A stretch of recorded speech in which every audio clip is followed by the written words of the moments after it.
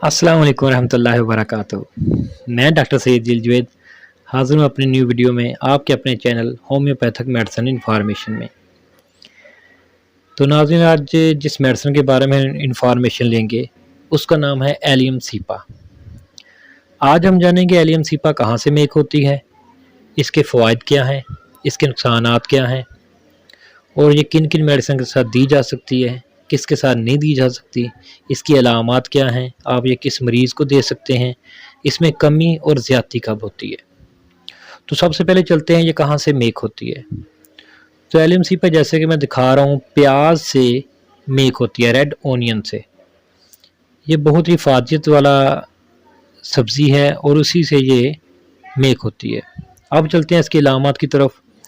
तो इसकी पहली अलामत में ऐसा ज़ुकाम इंसान को होता है जिसमें इंसान के नाक से बहुत ज़्यादा पानी निकलता है और वो पानी ख़ारिश वाला होता है, मतलब ऐसी रतूबत निकलती है जो ख़ारिश वाली होती है।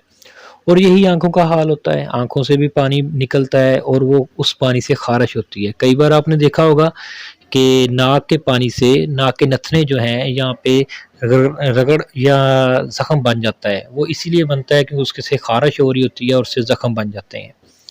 ये इसकी पहली निशानी है कि ऐसी रतूबत ख़ारिज होती है इंसान के जिस्म में से, नाक और आँखों में से, जिससे बाद में ख़ारिश पैदा होती है। इसकी दूसरी निशानी है कि ये जो इसका मरीज़ होता है वो गला फाड़ देने वाली खांसी करता है, मतलब उसके हलक में जैसे चीज़ अटकी हुई है, उसको ऐसे महसूस होता है कि मेरे जो हलक है उसमें कोई चीज़ अटकी हुई है, वो ज़ोर लगा के खांसी करता है और ऐसे महसूस होता है जैसे वो गला फाड़ देगा और उसमें रतूबत मिली होती है ज़ुकाम की या नज़ले की या रेशे की। वो ऐसी खांसी करता है और ज़ोर-ज़ोर से करता है और मतलब अपने आप से ओवर होके खांसी करता है इसकी।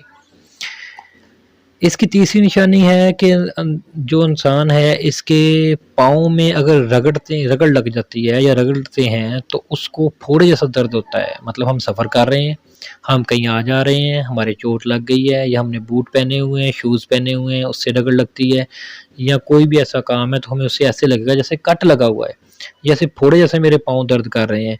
बहुत ज़्यादा चल लिया है फिर भी ऐसे महसूस होगा, जब तक वो रेस्ट नहीं करेगा उसको उसके पाँव में ऐसे ही दर्द और ऐसे ही पेन महसूस होगी। इसकी चौथी निशानी है हलक में ख़राश होती है, ऐसे महसूस होता है हलक छिल गया है, जैसे कि मैंने पहले बताया कि उसको ऐसे फ़ील हो रहा होता है जैसे उसके हलक में कुछ चीज़ अटकी हुई है, वो उसको ज़ोर लगा के खांसी करता है। जब ज़ोर लगा के खांसी करता है तो उसके हलक में ख़राश आ जाती हैं और उसको ऐसे फ़ील हो रहा होता है कि उसका जो हलक छिला हुआ है और वो दर्द करता है, क्योंकि जब खांसी आती है या सांस लेता है तो दर्द करता है।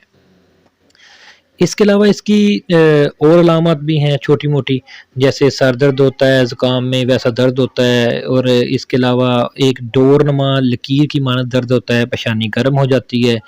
इसके अलावा इस बंदे का जो मैदा होता है उसमें बदबूदार रिया ख़ारिज होता है, गरगराहट होती है, असाल नहायत बदबूदार होता है, आवाज़ भारी होती है, ठंडी होकर सांस लेने की हुक्क करने वाली होती है, हलक में ख़राश होती है।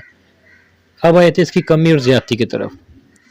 तो इस मरीज़ को जो ज़्यादती है वो शाम को गर्म कमरे में ज़्यादती होती है, खुली हवा में और ठंडे कमरे में इसमें कमी फ़ील होती है। मतलब ये बंदा जब शाम को या गर्म कमरे में होता है तो इसको ज़्यादती इस दर्दों में ज़्यादती महसूस होती है और ठंडे कमरे में और मतलब खुली हवा में इसको कमी महसूस होती है। अब आते हैं इसकी जो मावन मेडिसिन है उसकी तरफ। तो ये पल्साटिला के साथ दी जा सकती है, आर्निका के साथ दी जा सकती है, उसके बाद कैमोमिला के साथ दी जा सकती है, उसके अलावा थूजा के साथ भी दी जा सकती है, वेटरम के साथ भी दी जा सकती है। ये थी हमारी आज की मेडिसिन।